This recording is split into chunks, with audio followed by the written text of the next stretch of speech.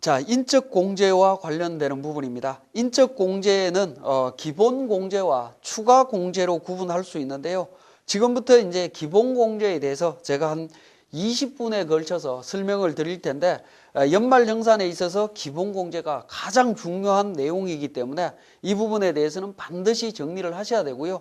기본 공제에 대한 내용이 잘못 정리되면 그 이후부터 추가 공제, 특별소득공제, 특별세액공제 이런 부분들이 전부 다 달라지는 문제가 발생하기 때문에 제가 긴 시간을 통해서 자세하게 설명드릴 거니까 반드시 정리하시고 그 내용을 바탕으로 우리 세무사랑 프로그램을 통해서 정리를 하시면 될 것 같습니다.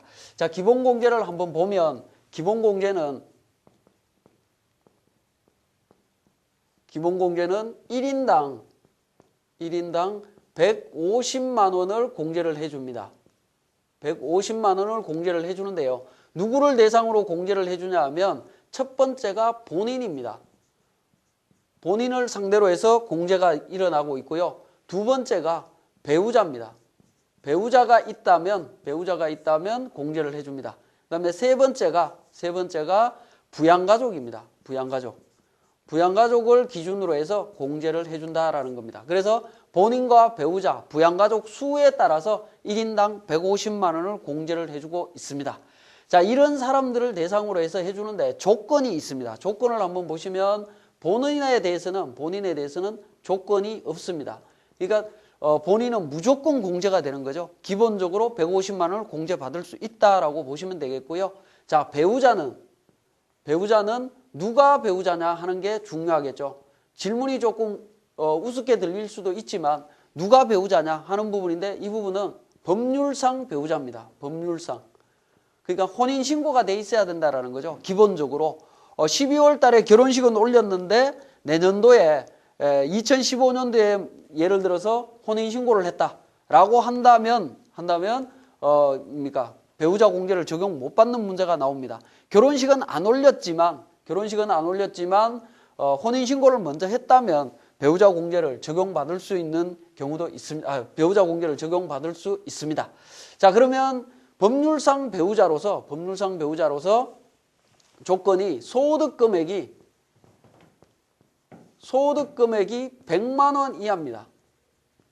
100만 원 이하일 때, 소득 금액이 100만 원 이하일 때 배우자 공제를 적용받을 수 있습니다. 자, 부양가족은 어떻게 되냐면 부양가족에 대한 범위가 굉장히 중요하겠죠. 부양가족에 대한 범위가 굉장히 중요합니다. 부양가족에 대한 범위가 중요한데요. 이 부양가족에 대해서는 범위는 조금 이따가 살펴보기로 하고요. 자, 그러면 조건이 있습니다. 마찬가지로 소득 금액이 100만 원 이하입니다. 100만 원 이하여야 되고요. 두 번째 조건이 생계를 같이 해야 된다. 생계. 세 번째 조건이 나이가 20세 이하, 60세 이상이어야 된다라는 겁니다. 이 세 가지 조건이 모두 충족을 해야 됩니다. 그래서 AND의 개념이다라고 보시면 되겠습니다. AND의 개념으로 적용을 해서 진행이 된다라는 겁니다. 이러한 조건들이 충족된 인원수당 150만 원을 공제해 주겠다라는 겁니다. 여기에서 중요한 부양가족에 대한 범위를 한번 살펴보도록 하겠습니다. 자, 부양가족에 대한 범위는 본인과 배우자를 기준으로 자, 그러니까 부부를 기준으로 위에 있는 사람들 우리가 일명 이야기하는 직계존속입니다. 직계존속 이거 자, 본인과 배우자를 기준으로 밑에 있는 사람이 직계비속입니다. 직계비속과 유사한 개념으로 되어 있는 호적에 같이 올라가 있는 사람들이 입양자, 위탁아동 이런 분들 전부 다 포함이 된다라고 보시면 되겠습니다. 자, 그 다음에 본인에 대해서 같은 레벨에 있는 사람, 형제자매, 본인의 형제자매 마찬가지로 부양가족에 들어갑니다. 자, 배우자에 대한 부분 배우자의 형제자매도 부양가족 범위에 들어간다라는 겁니다. 자, 그러면 본인과 배우자를 기준으로 위에 있는 사람, 밑에 있는 사람, 좌우에 있는 사람, 상하 좌우에 있는 사람들이 부양가족에 해당이 된다라고 보시면 될 것 같습니다. 자, 이렇게 되는데, 자, 여기서 하나 중요한 거는 제가 본인과 배우자를 기준으로 박스를 치고 박스 위에서 직계존속이 출발하고 있습니다. 화살표가. 이 이야기는 뭐냐면 본인의 직계존속도 들어가지만 배우자의 직계존속도 들어간다라는 겁니다. 결과적으로는 본인 기준으로 봤을 때 부모님, 그죠? 그 다음에 장인, 장모, 시부모까지 전부 다 직계존속 범위 안에 들어가서 부양가족으로 인정받을 수 있다. 또 부모를 떠나서 윗대, 할아버지, 할머니 다 직계존속 범위에 들어가기 때문에 부양가족으로 인정받을 수 있습니다. 직계비속, 본인과 배우자의 직계비속, 아들, 딸, 그 밑에 손자, 손녀, 외손자, 외손녀 전부 다 직계비속이기 때문에 공제를 받을 수 있습니다. 자, 이런 사람들 인원수를 부양가족이다라고 이야기를 하는데 부양가족에서는 소득금액, 생계, 나이의 요건이 있습니다.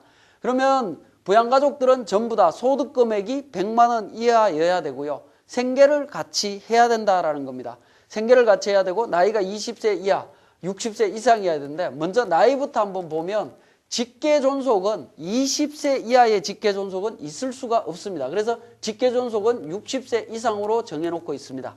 그 다음에 직계비속은 20세 이하인 경우에만 적용하고 있고요. 형제 자매는 20세 이상, 20세 이하, 60세 이상으로 이렇게 정리를 하고 있습니다. 정리를 하고 있고요. 자, 나이가 이렇게 적용이 되는데 자, 이러한 조건들이 갖춰지면 기본공제 대상자가 될 수 있다라는 겁니다. 그런데 우리가 세법이 어려운 이유는 어떤 조건이 주어졌을 때 예외 사항이 항상 나오기 때문에 힘들어지는 문제가 나옵니다. 자, 소득금액에 대한 부분에 있어서 예외 부분을 한번 보면 예외는 존재하지 않습니다. 그러니까 결국에 뭐냐면 소득금액은 무조건 100만 원 이하여야 된다라는 거죠. 100만 원에서 단 1원이라도 초과되면 배우자 공제나 부양가족 공제는 적용받을 수 없습니다.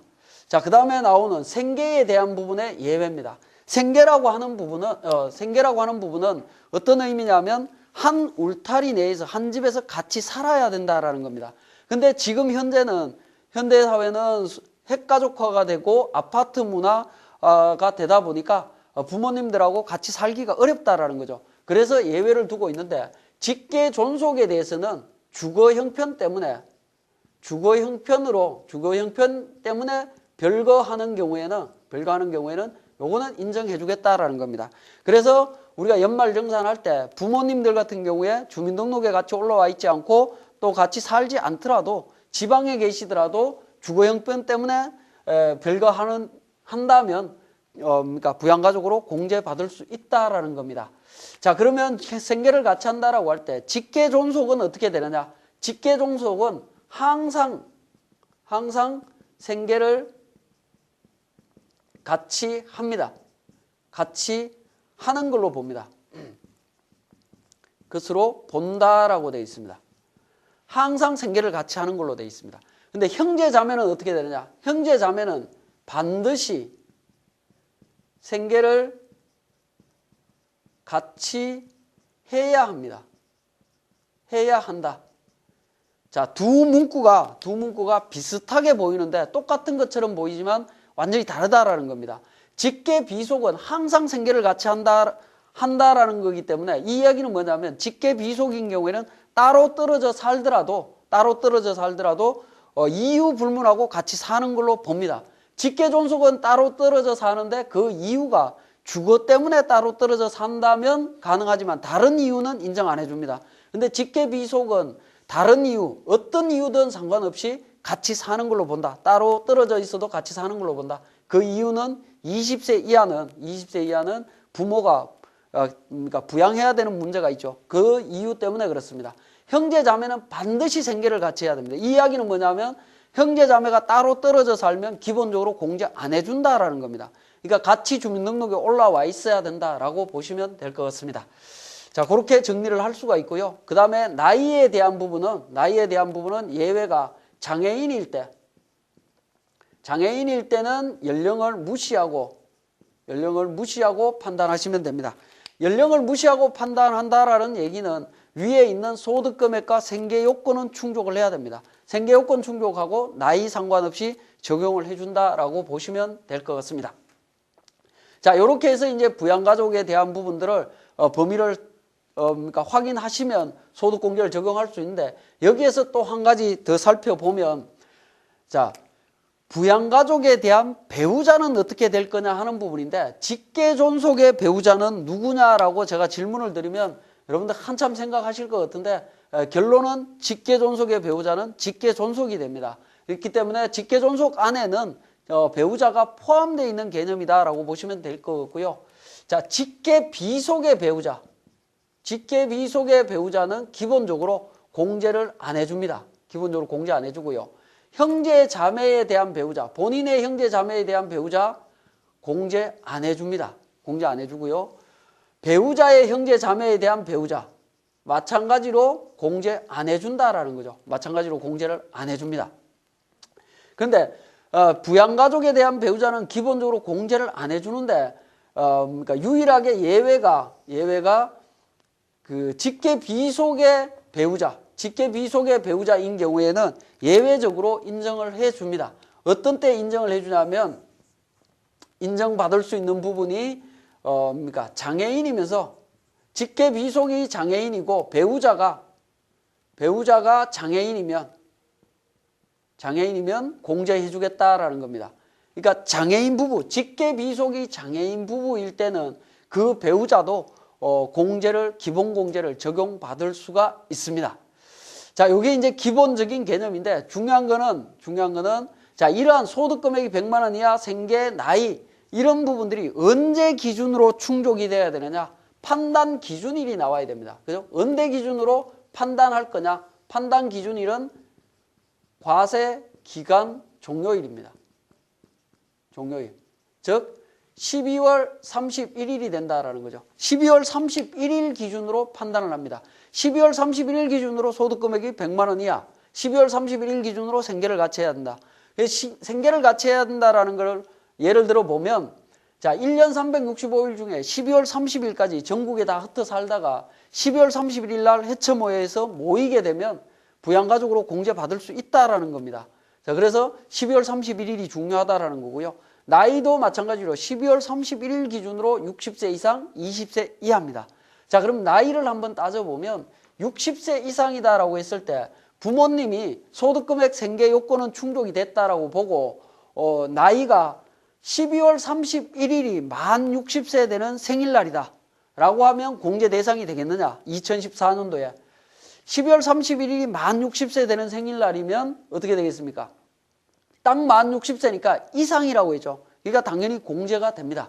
그러면 2014년 12월 30날이 만 60세 되는 생신날이다 라고 하면 어떻게 될 거냐라는 부분인데, 12월 31일 기준으로는 60세하고 하루가 초과되죠. 이상이니까 당연히 공제가 됩니다. 그러면 쭉 내려와서 2014년 1월 1일 날이 만 20세 되는 생일날이다 라고 하면 1월 1일 기준으로 60세가 넘었기 때문에 2014년 12월 31일 기준으로는 60세하고 364일이 초과되어 있는 상태죠. 그렇기 때문에 당연히 공제가 됩니다. 그러니까 이상에서는 문제가 안 되겠지만 20세 이하일 때는 지금까지 설명드린 기준으로 가면, 자, 12월 31일이 만 20세다 라고 하면 이하니까 20세도 들어가니까 공제가 됩니다. 근데 2014년 12월 30날이 만 20세 되는 생일날이다 라고 하면 12월 31일 기준으로는 20세하고 하루가 초과됐기 때문에 원칙적으로 공제가 안 된다라는 겁니다. 그렇게 해서 쭉 내려오면 2014년 1월 1일 기준으로 보면 1월 1일 날 만 20세다 라고 하면 12월 31일 기준으로는 20세하고 364일이 초과됐기 때문에 공제가 안 됩니다. 그러면 어떤 결론이 나오냐면 2013년도에 19살이었던 자녀들은 2014년도로 넘어올 때 1월 1일 날 태어난 친구부터 12월 31일 날 태어난 친구들까지 줄을 쫙 세워놓고 다 자기 태어난 날에 줄 세워서 12월 31일 날 태어난 친구만 공제 대상, 나머지는 공제 안 돼. 이렇게 된다라는 거죠. 그렇게 되면 여러 가지 좀 불합리한 점들이 발생을 하게 됩니다. 그래서 세법에서 이 12월 31일 기준으로 판단을 하지만 예외적으로 나이를 따질 때는 당해 연도에 연령이 도달하면 무조건 공제해 주는 걸로 법이 만들어져 있다라고 보시면 됩니다. 그래서 지금 현재는 20세 이하일 때 생일이나 이런 부분은 따지지 않는다라는 겁니다. 자, 그렇게 이해를 하시면 되겠고요. 자, 과세기간 종료일이라고 하는 부분에 있어서 12월 31일 기준으로 해야 되지만 여기에 대한 또 예외가 있습니다. 예외가 뭐냐면 사망한 경우입니다. 사망한 경우에는 사망 시에는 사망일 전일 기준으로 판단하도록 되어 있습니다. 사망한 날 전날로 판단을 해달라. 어떤 판단? 소득금액, 생계, 나이를 판단해달라는 겁니다. 예를 들어서 아버지가 연세가 만 60이 되는데 60이 되는 생신날, 예를 들어서 뭐 7월 5일 날이 만 60세 되는 회갑날이다. 근데 그날 공교롭게 돌아가셨다라고 하면 어떻게 될 거냐 하는 부분입니다. 12월 31일 기준으로는 안 계시지만 사망일 전날 기준으로 판단하기 때문에 7월 5일 날 생신이니까 7월 4일 날 기준으로 따지는 거죠. 7월 4일 날 기준으로 봤을 때는 59세하고 364일이기 때문에 공제가 안 된다라는 겁니다. 그렇죠? 제가 예를 들어도 너무 정확하게 딱 맞춰서 예를 들긴 했는데 어쨌든 그렇게 기억을 하셔야 되고요. 사망일 전일 기준으로 하는데 여기서 한 가지 또 질문을 드리면 많은 분들이 잘못 알고 계시는 것 중에 하나인데 예를 들어서 할아버지가 연세가 80이 넘었습니다. 소득금액 없고요. 생계를 같이 합니다. 같이 하는데 할아버지가 2014년 1월 1일 날 돌아가셨다. 라고 했을 때 2014년도에 기본공제 대상자로 해서 공제를 받을 수 있느냐 하는 겁니다. 2014년 1월 1일 날 돌아가셨다. 이 질문 드리면 거의 대부분은 안 된다라고 많이 판단을 합니다. 안 된다라고 판단하는 이유는 사망했을 때 전날 기준으로 하기 때문에 그렇습니다. 그렇기 때문에 전날이면 2013년 12월 31일로 넘어가게 되죠. 연도가 바뀌기 때문에 여러분들이 많이 헷갈려들 하시는데 연도가 바뀌어도 상관없다라는 겁니다. 2013년 12월 31일 기준으로 2014년도 소득금액이 있느냐? 있을 수가 없죠. 제로가 됩니다. 생계는 직계존속이니까 무조건 같이 사는 걸로 볼 거고요. 나이는 아까 제가 80이라고 했기 때문에 60세 넘었으니까 당연히 2014년도 1월 1일 날 돌아가셨다 하더라도 2014년도에 기본공제 대상자로 선택해서 공제를 받을 수 있다라는 겁니다. 그러한 부분들이 미묘하게 적용이 되는 부분이니까 반드시 좀 정리를 해 주시고요. 자, 그 다음에 인적 공제에 있어서 기본공제에 있어서 또 한 가지 여러분들이 많이 헷갈려 하는 부분 중에 하나는 질문을 제가 2개 드릴 텐데 한번 생각해 보시면 첫 번째 질문은 제가 부모님을 모시고 삽니다. 어머니 연세가 60이 넘었습니다. 60이 넘었고 전업주부입니다. 근데 아버지가 직장을 다닙니다. 저도 직장을 다닙니다. 그러면 아버지 입장에서는 어머니가 배우자 공제 대상입니다. 근데 저의 입장에서는 어머니가 부양가족 공제 대상이죠. 그러면 배우자 공제를 적용받을 거냐 부양가족 공제를 적용받을 거냐 이거 한번 생각해 보시고 두 번째 질문은 자, 아버지 안 계시고요. 어머니만 계십니다. 근데 제가 장남인데 같이 삽니다. 동생도 같이 삽니다. 둘 다 직장을 다니는데 장남의 입장에서 어머니 부양가족이고요. 동생의 입장에서도 어머니 부양가족입니다. 그러면 장남이 적용받을 거냐 동생이 적용받을 거냐 누가 적용받을 거냐 하는 문제입니다. 둘 다 이렇게 질문을 드려보면 첫 번째 질문에는 많은 분들이 아주 자연스럽게 배우자 공제가 우선이다라고 이야기하시는 분들이 대부분이고요. 두 번째 질문은 소득이 많은 사람이다라고 이야기들을 많이 합니다. 근데 두 번째 질문은 현실적인 내용이기 때문에 어떻게 보면 정답에 거의 근접해 있지만 정확한 정답은 아니다라고 보여지고요. 첫 번째 질문은 배우자 공제가 우선이다라고 하는 부분은 완전히 잘못된 오답이다라고 보시면 되겠습니다. 근데 첫 번째 질문과 두 번째 질문은 내용이 똑같습니다. 답은 둘 다 동일하다. 어떻게 동일하냐? 아버지와 아들, 형과 동생이 서로 협의해서 원하는 사람이 공제받는 걸로 결정하시면 됩니다. 그런데 왜 배우자 공제가 우선인 것처럼 여러분들이 알고 있느냐 하는 문제인데요. 그 부분은 아버지와 아들 간의 대화가 없는 상태에서 아버지는 아버지대로, 아들은 아들대로 둘 다 어머니를 공제 신청을 해버리면, 배우자 공제 신청하고 부양가족 공제 신청을 하게 되면 그때 문제가 발생을 하는 거죠. 누가 문제가 발생하느냐 하면, 세무서에서 한 사람을 이중으로 공제를 했기 때문에 아버지한테 전화해서 세무서 직원이 배우자 공제 적용하실 거냐, 아들한테 전화해서 부양가족 적용하실 거냐, 이거 물어보고 교통정리 해줄 거냐 하는 건데, 그렇게 안 합니다. 그래서 세법에서 일방적으로 배우자 공제와 부양가족 공제가 충돌이 일어나면 배우자 공제 우선 적용해서 아들이 적용했던 부양가족을 취소를 시켜버립니다. 그러니까 우리가 할 일이 아니고, 세무서 직원이, 우리가 잘못 들어왔을 때 두 사람이 동시에 신고 들어왔을 때 세무서 직원이 해야 될 일을 여러분들이 기억하고 있다 보니까 그걸 배우자 공제가 우선이다라고 선택을 하는 경향이 있습니다. 자, 두 번째, 부양가족 공제가 충돌이 일어났을 때 어떻게 되느냐 하는 부분인데, 이때는 작년에 누가 부양을 했느냐 하는 걸로 봅니다. 작년에 소득이 많든 적든 상관하지 않고 부양했던 사람이 계속 부양할 걸로 보기 때문에 그대로 그러니까 작년도 기준으로 갑니다. 근데 작년도에도 공제한 적이 없다, 올해 처음이다라고 하면 그때는 소득이 많은 사람 쪽을 인정해주고 작은 사람을 취소하는 걸로 되어 있습니다. 자, 그렇게 정리를 해야 된다라는 거, 그 부분도 많이 잘못 알고 있어서 말씀을 드렸고요.